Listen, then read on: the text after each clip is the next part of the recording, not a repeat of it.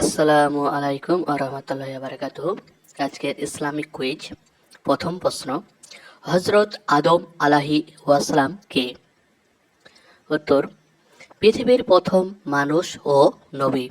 আজকের দ্বিতীয় প্রশ্ন, হজরত আদম আলাহি ওয়াসালাম কি থেকে সৃষ্টি? উত্তর, হজরত আদম আলাহি ওয়াসালাম মাটি থেকে সৃষ্টি। আজকের তৃতীয় প্রশ্ন, হজরত আদম আলাহি ওয়াসালাম এর প্রথম বাসস্থান কোথায়? উত্তর, জান্নাতে। আজকের চতুর্থ প্রশ্ন, হজরত আদম আলাহি ওয়াসালাম ও হাওয়া আলাহি ওয়াসালাম পৃথিবীর কোন স্থানে অবতরণ করেন? উত্তর, হজরত আদম আলাহি ওয়াসালাম শ্রীলঙ্কায় এবং হাওয়া আলাহি ওয়াসালাম আরবের আরাফা অঞ্চলে অবতরণ করেন।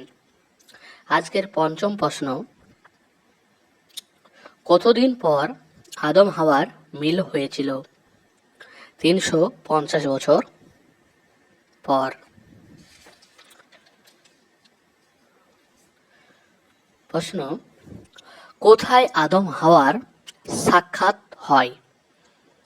মক্কার আরাফাত ময়দানে। হজরত আদম আলাইহিসসালাম এর শারীরিক গঠন কেমন ছিল? উচ্চতায় 60 হাত ও প্রস্থে 7 হাত। আজকের শেষ প্রশ্ন, কাবা ঘরের প্রথম ভিত্তি কে স্থাপন করেন? উত্তর, হজরত আদম আলাইহিসসালাম।